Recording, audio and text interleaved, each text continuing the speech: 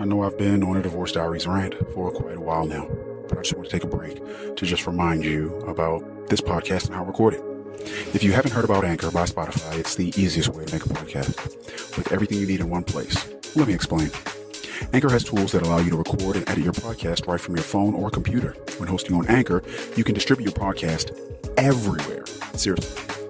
On Spotify, Apple Podcasts, and more. It's everything you need to make a podcast in one place. And best of all, Anchor is totally free. Download the Anchor app or go to anchor.fm to get started. Again, that's anchor.fm to get started or download the Anchor app.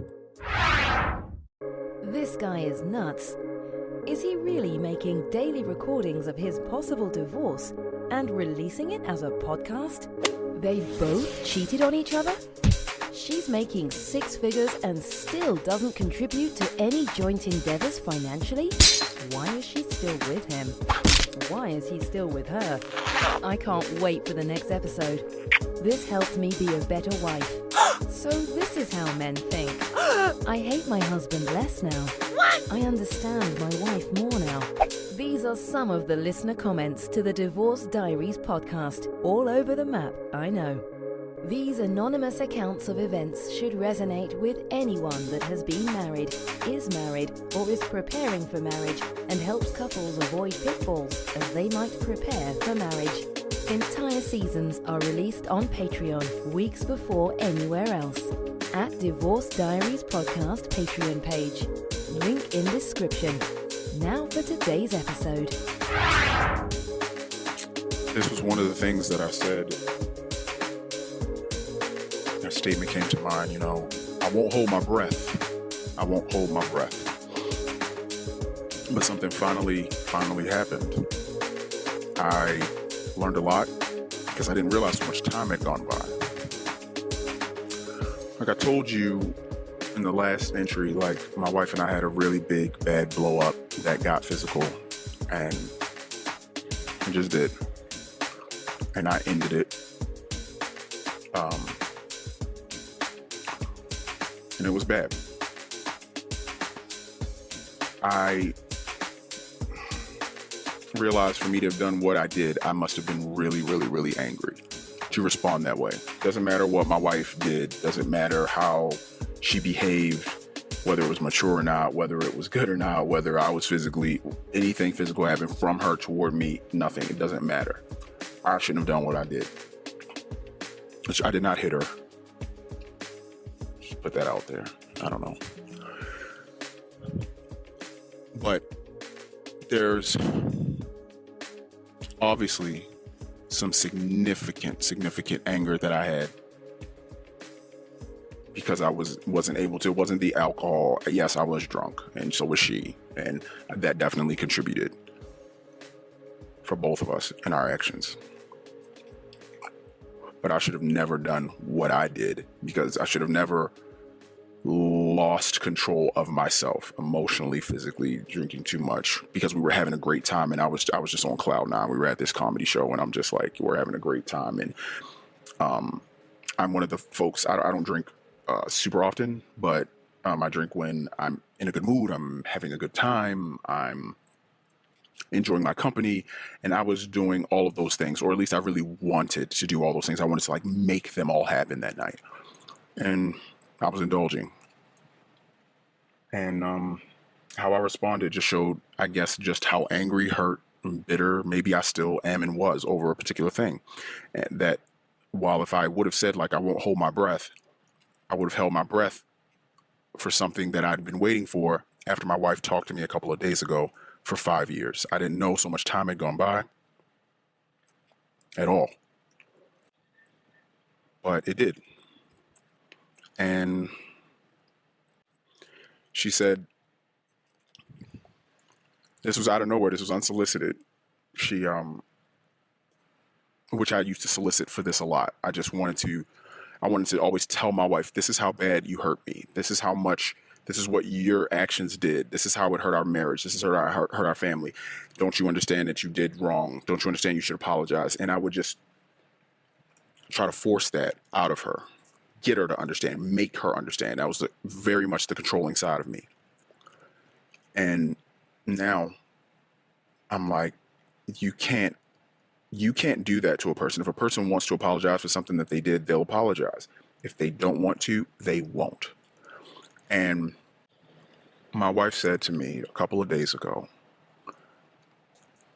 when I cheated on you 5 years ago, when she said 5 years, I'm like, holy shit, 5 years. And on the one hand, you could look at it like, man, it's been 5 years. You should have let it go. You should have got over it. You can't continue to punish her. But in that 5 years, I cheated on you because of what you did. I cheated on you because of how you treated me. I cheated on you because this, because that, because this, because that. My wife was very...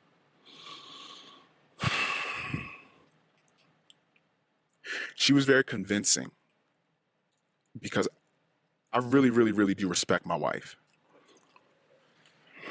I mean, she doesn't think that I respect her that much because I'm recording this podcast. Even though I'm changing my voice and doing all these things, she feels that I am, in her words, you're just talking shit about me to the world. Which I get, and she's not wrong. I don't particularly view it as talking shit. I look at it as I am recording the things that happened from my perspective and how it makes me feel and how I felt. Therein lies something else. I was so mad at myself. Like, after she told me, what she thought, how she felt about me recording this podcast, I'm like, you know what, you're right. And that's why I took down all of those episodes. Those episodes are not public anymore. Because I'm like, I'm just lashing out. And I didn't know why. I didn't really consider it. I mean, I understood that I was angry, I guess. Or I understood that I was hurt, I guess. But I didn't really understand the degree of hurt, what I was specifically hurt about, how my perspective of her changed. Because for 5 years, after she reminded me, it's been 5 years, but for 5 years, I went from being married to living with a woman that I'm like I really do respect my wife, and she's really fucking smart. Like, my wife is literally one of the smartest people that I know. And I believe that she's smarter than I am. So what I would tend to do and say a lot was, when she would say, I did this and it was your fault. I cheated on you because of the things you did. I'm like, man, she is smarter than I am. She is better socially with people than I am. I am the biggest work in progress, and she is the healed, evolved version of whatever version of a human I am. She's better than I am. And I really started to look in the mirror at myself and say, yeah, I mean, maybe that's true. Like, I am the reason, had I not done this thing and that thing and those things, and had I not done this thing, that thing, and those things, maybe she would have never, ever cheated on me. Cheated on our marriage and disrespected herself and everything like that. And it's my fault. I should have been better. I should have been a better man, so that I didn't put her in a position where she felt the need to cheat. I shouldn't have done that. This is my fault. I put literally 140% of the blame on myself. But obviously that's not true. And in her apology, she said, and she kind of confirmed, I'm sorry for what I did 5 years ago. I should not have done what I did, and I disrespected you, and I am so sorry. It wasn't because of what you did, and at that time I couldn't separate my feelings from the hurt that I was feeling from you. I think that's kind of what she said. She said I couldn't separate the two. So I felt whatever. So I did what I did. I don't remember what she said there. But I guess if I insert my hyperbole, or not hyperbole, but if I insert my perspective into it, it's just, I was justifying my actions based on what you did So I felt like I did nothing wrong. Or I knew maybe my act was wrong, but my motivation was right or something. I don't know. But that was awesome to have gotten that apology, because I was sort of freed in one way. I was freed from my prison, because the prison I was in it's all my fault. But I'm sharing a cell in that prison with the fact that it isn't all my fault.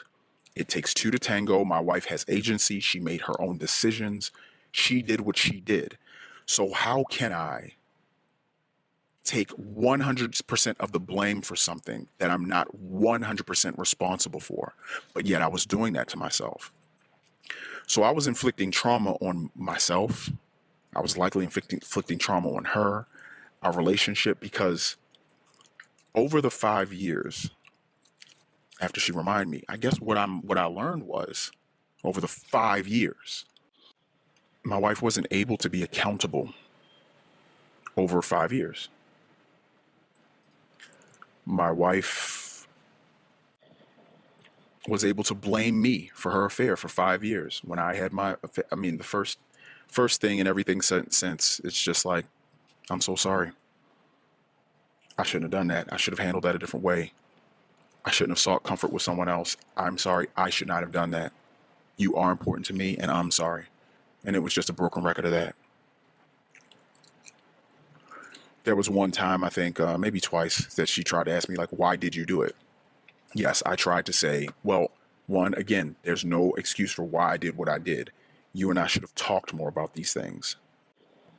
After month 2, 3, 4 went by and we were no longer being intimate, and you were thinking that I was just this sex crazed maniac or something, and you're like, is that all you want from me? And I'm like, no, that's not all I want from you. It's just like, I'm not having sex with anyone else. I'm like, you're my wife, and I came home and I brought you flowers, and I tried to have a movie night, and I tried to do all these romantic gesture things, and I was met with a lot of the time, what do you mean? Like, you think just because you bring flowers that we're supposed to do that? You think just because you made dinner we're supposed to do that? You think just because you cleaned up and took my responsibilities for the night we're supposed to do that? You think just because you stopped by the store to get my chocolates or something, or whatever her favorite candy was, like, you think we're supposed to do that? I'm like, well, I'm not saying that those things are supposed to definitely equal that. All I'm saying is I thought they would have mattered to something, and I thought maybe it might lead to some intimacy, maybe just some touching or something. I don't know, maybe something. Well, no, that's not the case. I'm really mad. You really hurt me, this and that. And eventually I just, I rung up an old girlfriend, or she rung me. I don't really remember how it even happened. It was so many years ago at this point. Well over a decade ago. Like, I have no idea. But that's how the slippery slope started. But I'm sorry, I should not have. That was wrong of me. Like, why did I do that? And I understand that I've broken your trust, and I'm so sorry, and I betrayed you, and all of these things. And so, yeah, I did try to tell her. I'm like, yeah, I'm like, it's not like I was getting my time, spending all my time with her and things like that. It was very, very transactional, because I was just getting my need, quote unquote, my need met. I wasn't in love. I wasn't any of those things. And of course she found emails or something like that. I think is what she found. And I was saying things in the emails, but these things weren't. Look, you're saying what you're saying as a guy so that you can get what you want from certain people. And I never did that with my wife. Said what I said so I could get what I want in that transactional way. Like, no, I really do want to sit and watch this TV show with you, because I like sitting and talking and joking and watching this TV show with you. So that's great. And now that was fun. Wow. And you're my romantic partner. So and we're in the bed. Let's snuggle. But that didn't happen. So I ultimately made the bad choice to cheat. And my wife, it was different, but she, for those 5 years that she reminded me of, those 5 years, she finally said an unsolicited, really heartfelt, meaningful apology for what she did. the downside of that, the reality is I lived with that reality for 5 years that my wife was not an accountable person. And she was a blamer, and she never thought, for 5 years anyway, during that time, she never thought that she was responsible for her actions. She was a blamer, and she blamed me for what she did. And knowing that is how she thought, and maybe even still thinks for 5 years, that would explain a few other things, a few other issues in our marriage, in our relationship. And it's just, that's not the only place where I thought and think that I'm like, man, you doing this, it just changed me. You living this way, you day in, day out, not apologizing for cheating on me, and going a step further and blaming me for your infidelity for 5 long years, that shifted my perspective from you're the smartest person I know to, wow, you're one of the least accountable people that I know. You blaming me for your affair means that, are you the smartest person I know, or are you one of the biggest deflectors that I know? And then I started to think back to all of the different problems and issues we've had over the years when my wife was solely responsible for her financial transactions, or the fact that she told me she was going to pay down her debt and she didn't, and she in fact increased it. It's like, oh yeah, let's go back to this thing for 5 years. Where else in our life and relationship have you been the person that never really took full accountability or responsibility? I tried recording this in a much more vulgar and angry way in the first bunch of podcasts that I put up, which are no longer public. But now I'm saying it from a more sobered, hopefully therapeutic place, because I'm in therapy now. And it's been okay. But living with someone that blames you for what they did wrong, if you believe it like I did, you're caught in this soul-searching, problem-solving, self-reflecting way. But I'm looking at myself like that's a problem I'll never be able to solve. No matter how deeply I look inside of myself, I could look and I could find ways that I could have been a better husband, yes. But I can't look inside of myself and find a way to help my wife with her lack of accountability in this specific area. And if that's how she is wired, then if she's not accountable, where else might that rear its head, and what other problems might we have in our marriage? And that just comes down to, there are significant personality differences between the two of us. I cheated. I'm so sorry. That was wrong. I'm not going to do it again. And I haven't. There have been little scrapes. He's thought, flirting and here or there, and like inappropriate close contact, which was physically with her, like with other people, like, why were you talking to the waitress like that? Or the bartender, you clearly, like, why would you take this video while we were here together? It's like, well, one thing, if I'm going to cheat on you, I'm not going to do that in front of you. That's one. But two, it's like most of those, oh my gosh, involved like alcohol, not the one in the gym, but that was something else entirely. But we're just very different. I'm sorry. That's what I did. Oh my God, I'm sorry. I wasn't thinking straight. Fuck, I really messed up. And she's no, I did it because we're just two different people. And I guess the anger just festered for so long over so many different issues with me and my wife. And it must have just boiled over. My cup just ranneth over, because had I done what I should have done, ended the relationship, if I would have done that, then I wouldn't have been in such close proximity, continuing to go through different things with my wife over and over, having the same sort of problems, having the same fallouts, having the same, it's always the same. It's just a broken record of the same stuff, because I really, really need an accountable person in my life with integrity. And that those people are hard to find. Accountable integrity. And maybe self-aware is another one. Accountable integrity, self-awareness. Accountability, integrity, self-awareness.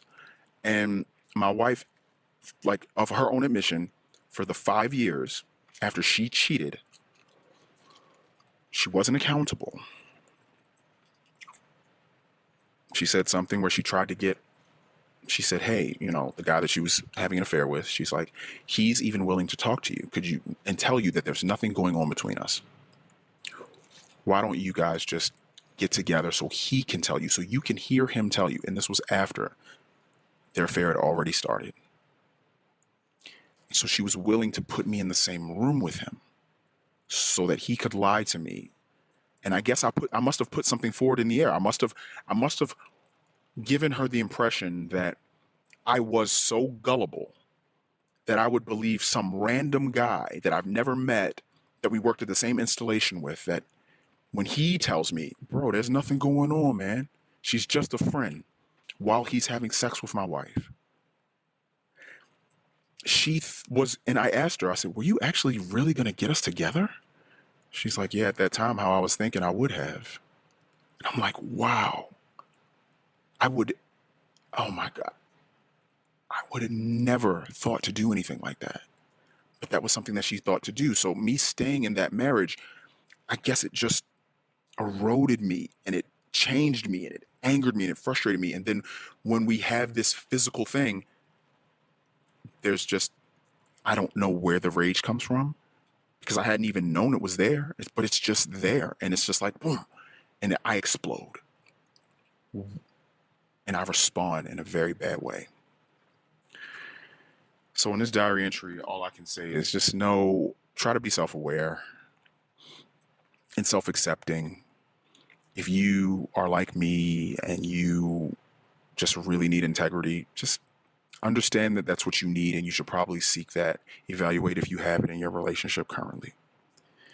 If you're a person that tends to not take accountability, understand maybe you shouldn't be with a person that really accepts accountability. You should probably be with someone else that's a little bit similar to you, where you both are just kind of doing what you want, living on your own terms, and not being accountable to yourselves or anyone else. You're just kind of doing what you want on your own terms.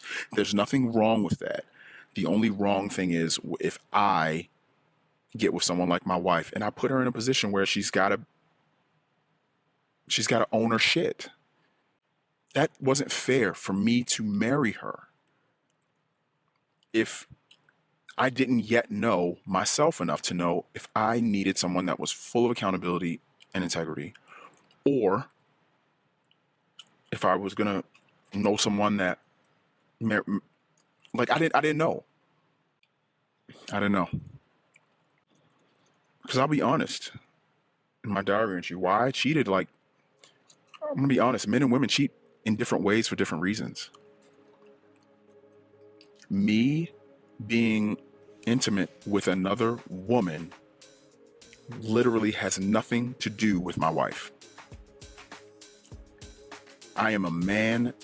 It is a quote unquote transaction, and I don't have any quote unquote feelings outside of what I'm trying to do at that moment. When I start spending lots of time with this woman, true intimacy, money, no, I really value money. I really value my time.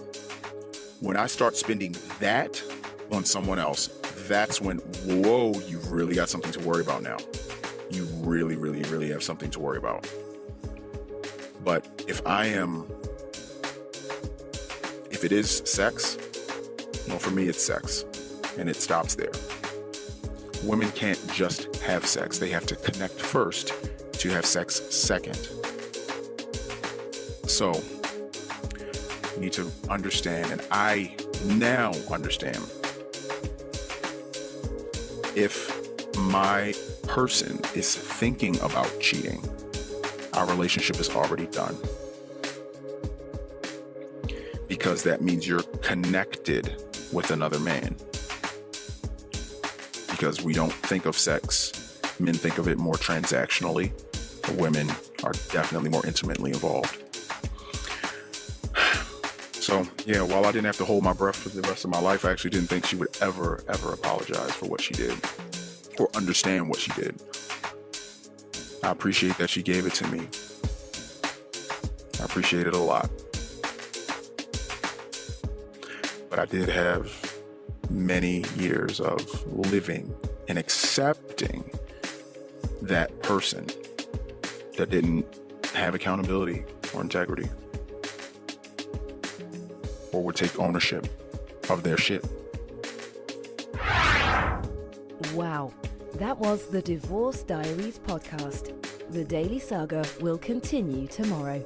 The full season's episodes are on Patreon now. Subscribe for early access. Click the Patreon link in the description. Hopefully these entries help our anonymous recorder as a form of his own personal therapy. That's his hope and his intention. Will these recordings of life's curveballs lead this family to the best resolution in the end? We'll keep listening. New episodes are released daily on all podcast players, but all episodes are available on Patreon at Divorce Diaries Podcast Patreon page. Until next time.